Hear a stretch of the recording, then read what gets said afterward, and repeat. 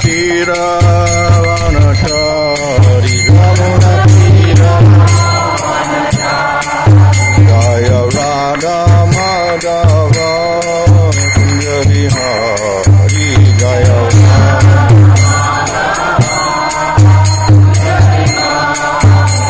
Hare Krishna Hare Krishna Krishna Hare Hare Hare Rama Hare Rama Rama Rama Hare Hare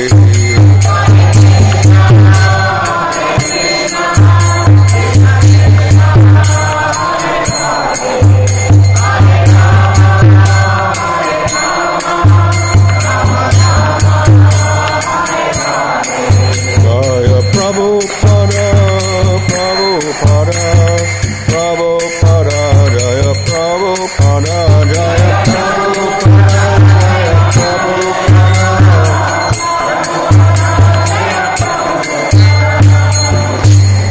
Jaya Vishnu Paramahansa Parvaracharya Asatata Sisvadesi Bhaktivedanta Swami Srila Prabhupada Ki Jai Namacharya Haridas Thakur Ki Jai Prem Sakaho Sri Krishna Chaitanya Prabhu Nityananda Siddhveti Gadadhar Shri Gaur Bhaktivinoda Ki Jai Shri Radha Krishna Gopa Gopida Shama Kunda Radha Kundigiri Govardhan Ki Jai Shri Vrindavan Dham Ki Jai Navadiptam Ki Jai Ganga Shamuna Sosi Bhakti Devi Ki Jai Ananda Kori Vaishnava Vrinda Ki Jai Samaveta Bhakti Vrinda Ki Jai Go Premanandi All glories to assemble devotees, all glories to assemble devotees, all glories to assemble devotees, all glories to Sri Guru and Sri Guru, all glories to Srila Prabhupada.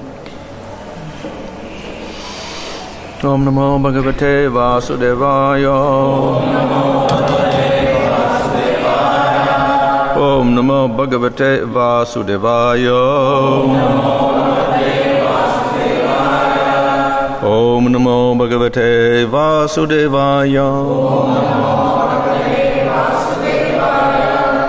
Namo Om Vishnu Padaya Krishna Prastaya Bhutale Shrimate Bhaktivedanta Swami Niti Namane Namaste Saraswata Deve Gauravani Prachadane Nirvashesha Shunyavadi Paschatya Deshatarane Sri Krishna Chaitanya Prabhu Nityananda Sri Advaita Gadadhar Sri Vasudhi Gaur Bhakta Vrinda Hare Krishna Krishna Krishna Hare Hare Hare Rama Rama Rama Hare Hare.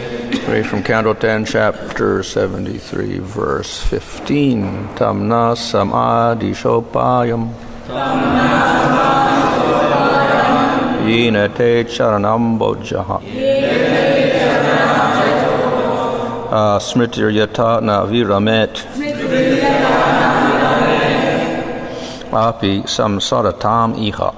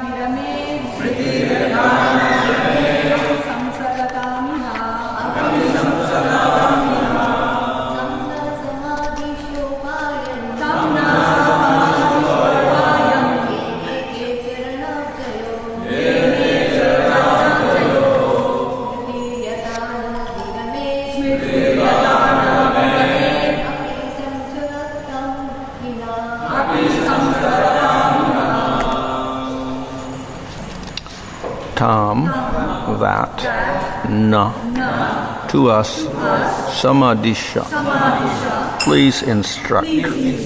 Upayam, means. Yena, by which. Te, your. Charana, of the feet. Abjayo, lotus-like. Smriti, remembrance.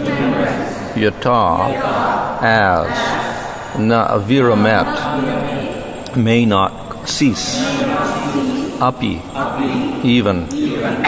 Samsaratam, for those traveling through the cycle of birth and death. Iha, in this world. Translation, please tell us how we may constantly remember your lotus feet, though we continue in the cycle of birth and death in this world. Purport, one can constantly remember the Lord only by His mercy. Such remembrance is the easy method to obtain supreme liberation, as explained in Bhagavad Gita. Ananya cheta satatam yomam smarati nityasaha tasyaham sulabha parta nitya yuktasya yoginaha.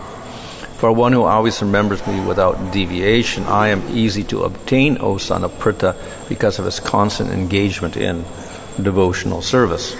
The words api samsaratam iha indicate that the kings were approaching Lord Krishna not merely for liberation, but rather for the boon of always being able to remember his lotus feet. Such constant remembrance is a symptom of love, and love of Godhead is the actual goal of life. Again and again we offer our obeisances unto Lord Krishna, Hari, the son of Vasudeva. That Supreme Soul, Govinda, vanquishes the suffering of all who surrender to him. Sukadeva Goswami said, thus the kings, now freed from bondage, glorified the Supreme Lord. Then, my dear Parikshit, that merciful bestower of shelter, spoke to them in a gentle voice. The Supreme Personality of Godhead said, from now on, my dear kings, you will have firm devotion to me, the Supreme Self, and the Lord of all that be. I assure you this will come to pass just as you desire. Fortunately, you have come to the proper conclusion, my dear kings, and what you have spoken is true. I can see that human beings' lack of self-restraint, which arises from their intoxication with opulence and power, simply leads to madness. Haihaya, Nahusha, Vena, Ravana, Naraka, and many other rulers of demigods, men and demons fell from their elevated positions because of infatuation with material opulence.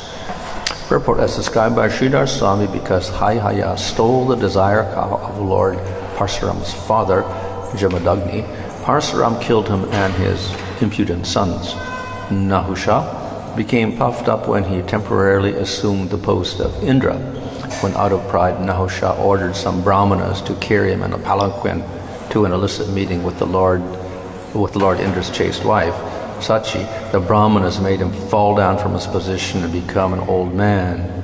King Vena was similarly mad, and when he insulted the brahmanas, they killed him by loud incantations to the syllable hum. Ravana was a famous ruler of the Rakshasas, but out of lust he kidnapped Mother Sita, and thus her husband, Lord Ramchandra, killed him. Naraka was the ruler of Daityas, who dared to steal Mother Aditi's earrings, and for his offense he was also killed. Thus, throughout history, powerful leaders have fallen from their positions because they became intoxicated with their so-called opulence. So the kings finished their prayer here, or their praise of the Supreme Lord, and their request actually is not for kingdom or even from freedom from birth or death or whatever, but rather simply, may we always remember your lotus feet, which is the proper request of the devotee. So we know that bhakti or devotional service, if it is uttama or pure, means no other desire, and devoid of karma and gyan, which will obstruct it, and at the same time cultivation of a relationship with Krishna in a favorable way, with a liking for the Lord, with affection for the Lord. So that's the basic definition of bhakti. So in there, it says no other desire, which indicates there is some desire, but no other desire. So one desire is to please the Lord, to, through one's devotional service, somehow please the Supreme Lord. So that desire is acceptable and always necessary. So the jiva does not give up desire, but definitely he gives up the desire for his own enjoyment, for sense gratification. So some type of desire is given up because that's the cause of bondage in the material world. Ignorance produces desire, desire produces activities, activities produce karma, and then we get suffering. So desire is part of the bondage, causes the bondage in the material world. So that must be given up. But because that desire causes bondage, it does not mean that we give up all desire. We give up desire for our own enjoyment. So, to help and to do that, then there is a process that is called, first of all, we have karma yoga. And we have karma yoga with desire, but limited desire. Yes, you want svargaloka or you want enjoyment now, but at least you restrict your desire and don't do any sinful activities. Just do pious activities, and you can have those desires and get it. Higher than that is to restrict the desire more and to give up the desire for enjoyment on svargaloka. So in other words, we do activities with more restriction and giving up desire for material enjoyment. If one perfects that, then one goes to jnana or yoga, where we try to stop the senses, we try to stop activities, etc., as described in Bhagavad Gita, in chapter 6, I think it is, where the yogi stops the senses from interacting with the sense objects and whatever. All sorts of techniques are there for doing that. Merges the life airs, etc. So he stops activities of the senses, he stops activities of the body, etc. So that's the attempt of the Gyanis and the yogis. So they practice vairagya and tapasya, etc. for that. Because that produces desire, desire produces bondage. So they want to get out of the material world and get liberation, so they do that.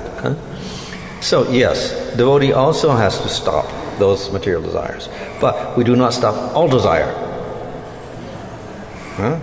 So the Gyanis and Yogis stop all desire.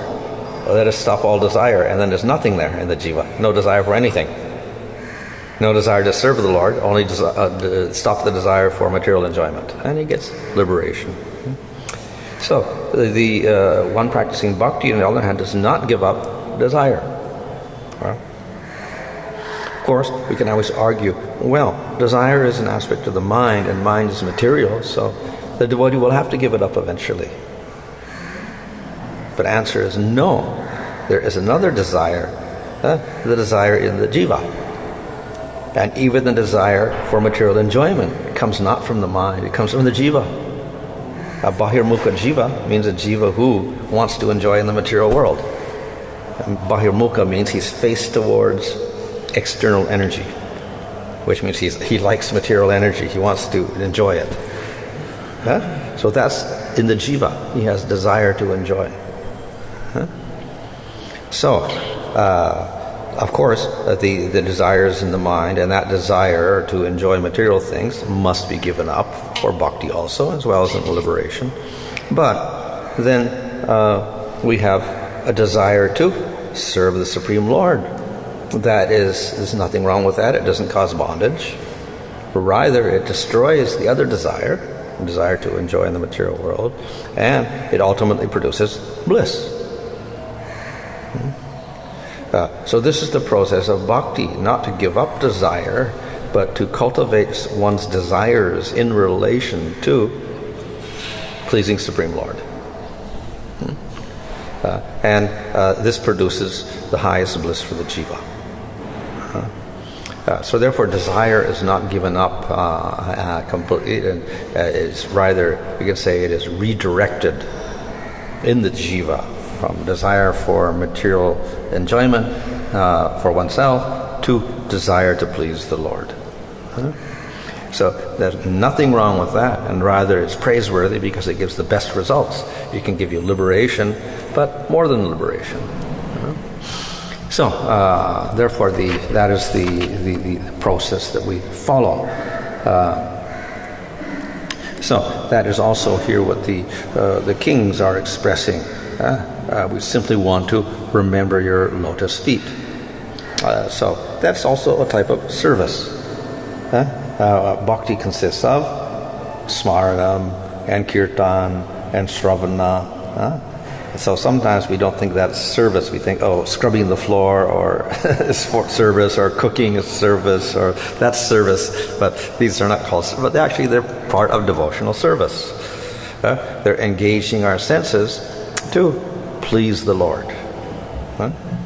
So the essence of the service is not the activity of our senses or our body, but rather the intention to please the Lord. That is the service. So therefore, you can offer a leaf or fruit or flower, but if it's no devotion, then it's not called devotional service. So the intention is very important. So that intention, of course, can be in the mind. Definitely, we use our mind to do that, and we plan things out with our intelligence and our mind. But behind that is the intention of the soul, the jiva, who is changed from bahirmukha jiva, turned towards material energy. He's turned himself towards the Lord, antarmukha. He's turned towards the internal energy and towards the Supreme Lord. And instead of trying to enjoy, he wants to give enjoyment to the Lord. So that takes place in the jiva. And then that's reflected in the desires of the mind, desire to please the Lord. So when we talk about anukulyam Krishna anusilanam, cultivating a relationship with Krishna favorably, yes, it's in the mind and it's in the body. We're doing activities in the body and we're thinking in the mind how to do the activities. Behind that must be the jiva, who must have this intention also. If it's only in the mind and not in the jiva, then it's also not bhakti. It's artificial. We may be doing it for some very material purpose, not to please the Lord, actually. So, therefore, the desire is there, and the desire is ultimately in the jiva himself to please the Supreme Lord. So, we engage in different activities using our senses and our mind. So, remembrance is largely engaging the mind. Smriti is a function of the mind. So, of course, mind, as we know, it is the one we usually talk about. Mind is the material mind, and we have memory power, etc. So, we use that just as we use the ear to hear about the Lord, or the voice to do kirtan, or the hands to offer to the Lord. And we're using material senses and material mind, but it's related to the Lord favorably. So these are types of service, our attempt to please the Lord by engaging our different senses. So we engage the mind by remembrance of the Lord in a favorable way. Now, some remember the Lord unfavorably, like Shishupala. So they're always thinking of Krishna and they want to kill him, or they're trying to insult him or whatever. So that's not called bhakti. Certainly they directed themselves to Krishna, but it's not bhakti. Of course, even that it said, even if you cultivate a relationship with the Lord in hatred, still, some benefit is there. They ultimately get some benefit, but it's not called bhakti. So the real bhakti is favorable, affectionate relationship with Krishna. And we engage the mind or whatever. So remembering the Lord in a favorable way, that's an engagement for us. The mind is the sixth sense of the knowledge-gathering senses, or whatever. It's the sixth sense, or the internal sense. And some consider it to be the most important sense. because that is the sense that gathers all the information from the other senses and combines it together so we get more complete knowledge. So with the eye we can see, or with the ear we can hear, or with the nose we can smell. Each sense gives us partial knowledge.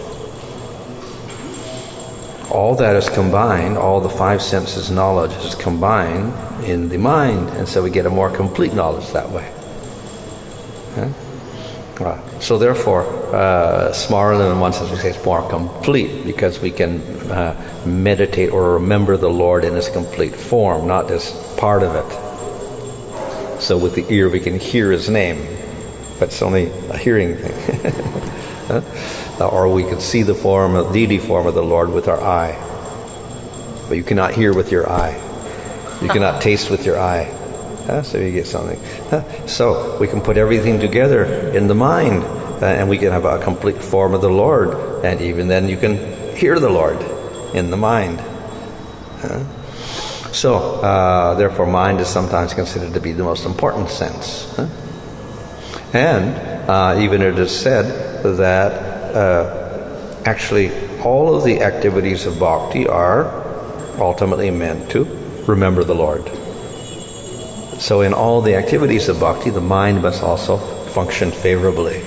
Ultimately, the soul is also remembering favorably. So therefore, mind is very, very important. So sometimes the devotees, they will, when they pray to the Lord, and then they'll simply request, may I remember you at all times. Why? Because that mind is a very important sense. And when we say that, of course, it also means other engagements of all the other senses as well. But when we remember the Lord, then it's it covers all these other senses as well. So remembrance, therefore, very, very important. But that will also lead to other types of devotional service. So the kings put themselves in a very humble position here, and they say that, we're in the material world and we're subject to birth and death, so how can we remember the Lord at all times? So they put themselves in a very low position as being very incompetent. But we see that when Krishna answers, then he says the opposite. Actually, you're very elevated, you're very great devotees, and I bless you with, that you'll always be remembering me. Whatever you desire, I will do for you. So, in other words, their expression is one of humility, but the Lord thinks the opposite, and He gives them great blessings. So, even though they've described themselves as being proud and whatever like that, the Lord actually begins to praise them. On the other hand, then the Lord Himself begins to describe the other people who don't surrender to the Lord, and then He gives their fault, that actually they become proud because they're attached to wealth and position, etc.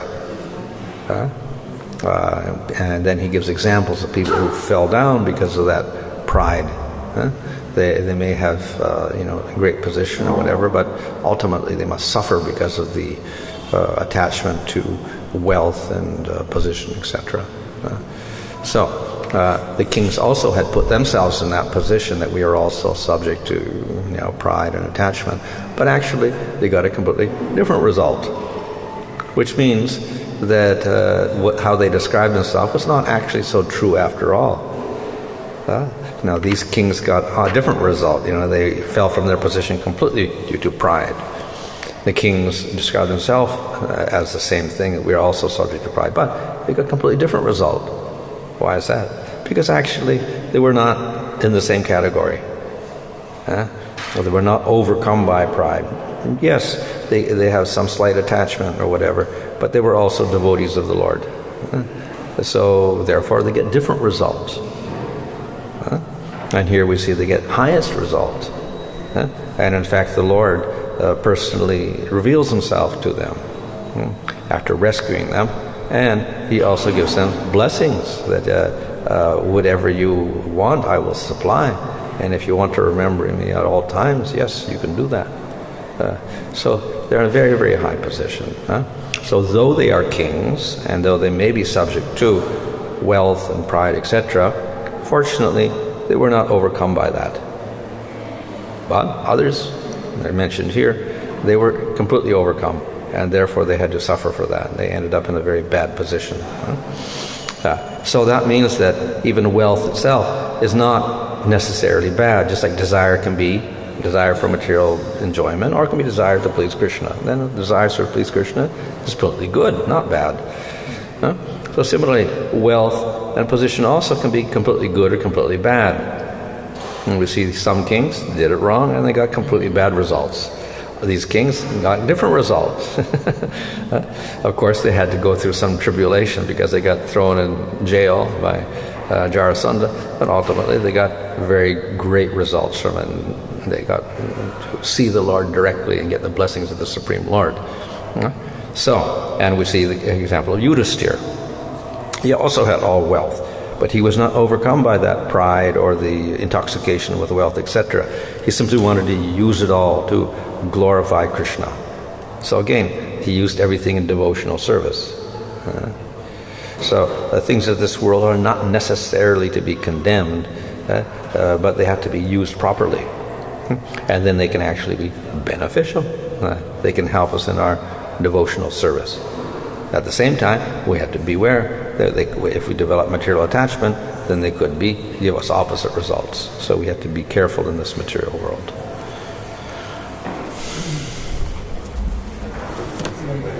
The importance of intention was mentioned by Maharaj. How to distinguish between the intention of the soul and the intention of the mind? Well, if we are sincere devotees, we don't have to make much of a distinction ultimately. But the very basis of bhakti is faith or shraddha. And that faith also is not in the mind. If it's only in the mind, but the soul is still bahirmukha, then it's artificial bhakti. They don't really have a devotion to the Lord, but they're doing it for some other reason. So shraddha means that actually the soul itself has changed. By the influence of agata sukriti, the soul is gradually withdrawing from material energy, losing his bahirmukha tendency, and is developing faith in the Supreme Lord. So that's the jiva himself. That gets reflected in the mind, in the consciousness, etc. So therefore, when faith develops in the soul strong enough, then that particular person begins to think about the Lord with his mind and think about how he can practice spiritual life, etc. And then he'll look for means of guidance or something like that, and that's why he seeks out devotees and scripture, etc. So he's using his mind at that stage. But it begins with the inclination of the jiva himself. The intention was mentioned. The intention is what is most important in devotion. However, the sadhaka should not be illusion that I have a good intention to please the Lord, but I have a lot of practical challenges not engaging the senses in the service of the Lord. Such bewilderment, how to avoid, how to understand that such bewilderment doesn't take place in sadhaka. That he doesn't engage the senses in material things. Intention, when I have an intention to please the Lord, but practically I'm not able to do a lot of things. It should not become an excuse for him not to do that. Well, in other words, bhakti is a practice at this stage. So we do have anarthas, and shraddha is weak in the beginning. So that means we still have a lot of material attachment, also in the jiva. So the jiva has little inclination for the Lord. He also has a lot of inclination towards matter. But at least he's got enough inclination to the Lord that he can actually choose to do something like bhakti. But those other things are also there, and that will create the problem. So these are the anarthas. But by steady practice and using his intelligence and determination and patience, then he does sadhana, and those things get weaker. The anarthas get weaker and weaker. So he's able to concentrate more on the Supreme Lord as the anarthas are dissipated.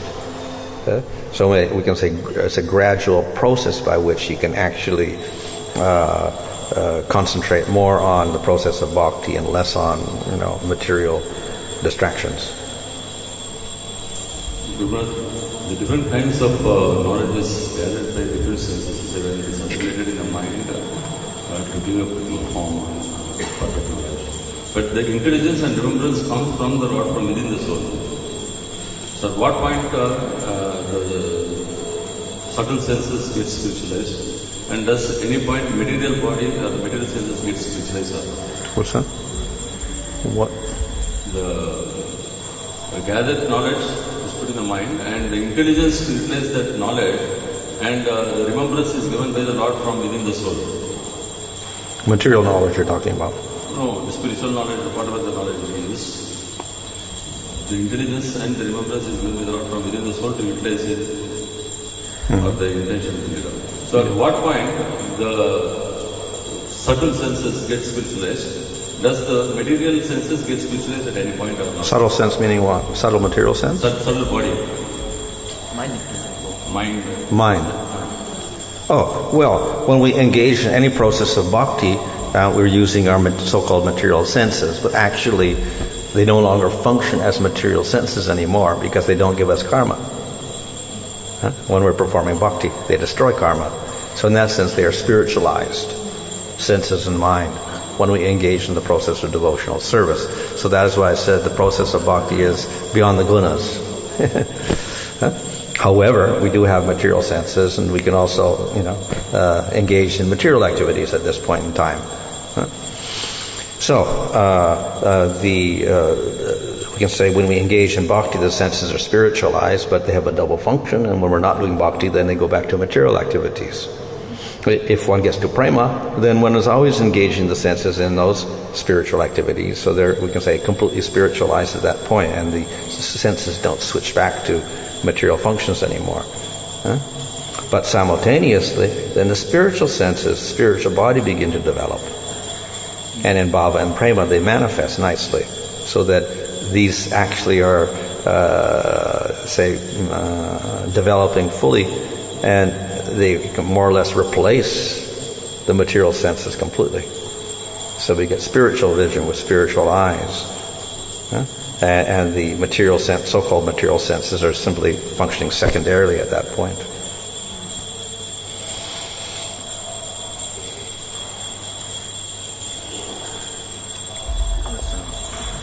The king requested that to remember the Lord constantly.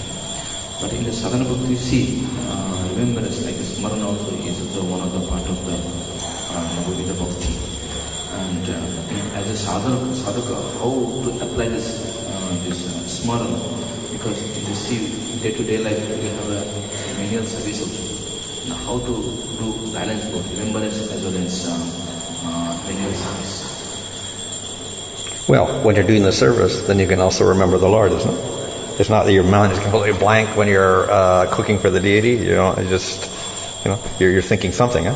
Sometimes some people take remembrance is a fire. It give more priority than this menial service. Okay, I'll remember or I'll chant or direction or I'll do anything else. Uh-huh. It's also service, correct? Yeah. But how this menial service, other service connected with this? Connected with? With remembrance. Oh. I'll do only this. I don't like other things. You only do menial service? I see. I'll remember the Lord, or I'll chant the Hare. Yeah. Well, they're all engagements of the senses. They're all included within the definition of sadhana bhakti.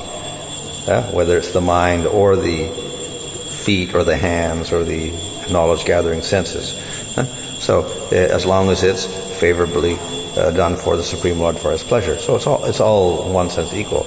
But on the other hand, we also say that the primary means is chanting the holy name. So that's the most powerful one of all. So along with everything else, we should also do that, whether it's smaranam or washing the floor or whatever. So we can't separate them. And we also have to chant the name. So, and then within chanting of the name itself, then there's also smaranam. So within chanting of the name, we have hearing, and we also have smaranam within kirtan. So therefore that combines also with the others. If devotee take that separately, like, I like to take on the smaranam, I don't want to do anything else. How it will work really? Well, according to qualification, if he's highly qualified, then yes, he could just do smaranam, but then it has to be nam smaranam, connected with the holy name. So we have a stage in chanting the holy name called Nam Smaranam, which you chant the holy name when you're thinking of Krishna and serving Krishna in your spiritual body, whatever, like that. So but then most people cannot continually simply engage their mind. They have to engage their body somehow. So that's why we have these other processes as well. Sometimes we see this Siddha Purana, they promote this kind of things in a small amount. Yeah.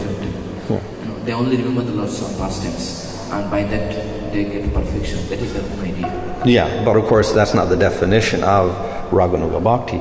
It also you do the other processes as well, like deity worship, kirtan, etc. It doesn't exclude those. Those are also done. But there's more prominence given to the smaranam. But you could also do smaranam and Vaidhi Bhakti. Yeah, it's there. You can meditate on Narayan and serve Narayan and Vaikuntha even, and you can do smaranam there also. So it's not exclusive to Raganuga Bhakti. You can do smaranam and any type of bhakti. In this context, Shyamanam's question, in fact, one of Prabhupada's disciples said he would just continue to chant all the time. Prabhupada was not in favor of that. Yeah. And finally, we found him landed up in a petrol bunk and decided Yeah. So if you're not qualified, then it's difficult. Even I remember, I think some of the Prabhupada disciples went to Mayapur and they are daily chanting, whole day they are chanting. After that they disappeared. Disappeared. But Prabhupada also warned them that you cannot do like this, you have to do some practical service also. If you're doing that, because you cannot concentrate all this mind on chanting, it's not possible. So some practical But we also see that even the Goswamis, yes, they were doing smarana, but they were doing so many other activities. They had deities, they were writing books, they were doing this and that, whatever, so many other activities. So it's not that they only did smarana. They were also setting a good example by doing the smarana, but also engaging in the regular activities of bhakti. Sorry, we were just mentioning about King Vena and the different kind of things that Sandana mentioned. But in King Vena's passage, there's a mention that his body was churned and a new body was carved for Prithu. What is the churning and getting another soul? What is it out of churning? Well, it's just another means. They took his leg, I think, and then they did something there, and then they produced another body from that, which means that technically maybe you could say it's like cloning or something like that. They take cells from one body and they produce another body without having to go through the process of conception and all that.